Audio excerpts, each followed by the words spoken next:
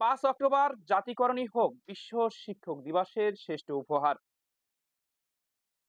5 October বিশ্ব শিক্ষক দিবস। এই দিবসটিতে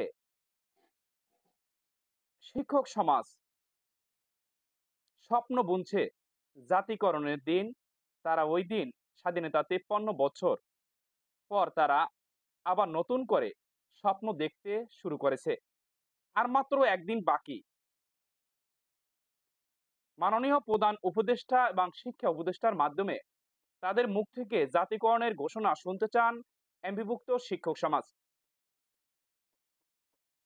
এমপিভুক্ত শিক্ষকরা স্বাধীনতার 53 বছরে কিন্তু তারা নানাভাবে বঞ্চিত, শোষিত, লাঞ্ছিত এবং অপমানিত, বিভিন্নভাবে শিক্ষক সমাজ অপমানিত হচ্ছেন।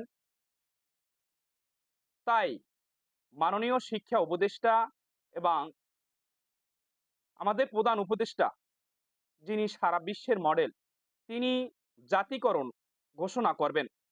জাতিকরণ ঘোষণার মাধ্যমে এমপিভুক্ত শিক্ষক সমাজে যে বৈষম্য রয়েছে সেই বৈষম্য নিরসন করবেন। এমপিভুক্ত শিক্ষকরা বছরের পর বছর তারা বৈষম্যর শিকার। সরকারি এবং বেসরকারি শিক্ষকদের মধ্যে রয়েছে পাহাড় সমান বৈষম্য। 97 ভাগ শিক্ষার দায়িত্ব এমপিভুক্ত শিক্ষকদের কাঁধে। এক্ষেত্রে তারা বাড়ি ভাড়া পান 1000 টাকা, চিকিৎসা ভাতা পান 500 টাকা, উৎসব ভাতা পান 25% অথবা 25 ভাগ, যা অপমানজনক। এমপিভুক্ত শিক্ষকদের দাবি 5 অক্টোবর বিশ্ব শিক্ষক দিবসে জাতিকরণের ঘোষণা করুন।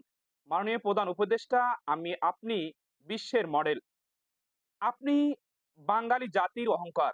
আপনার মুখ থেকে আপনি পারবেন আমাদের শিক্ষক সমাজকে এই বৈষম্যর হাত থেকে মুক্তি করতে। আপনি পারবেন আমাদেরকে আমাদের অধিকার, শিক্ষক সমাজের অধিকার ফিরিয়ে দিতে। শিক্ষক সমাজ বিভিন্নভাবে বঞ্চিত হয়ে আছে, লাঞ্ছিত, বঞ্চিত, অপমানিত।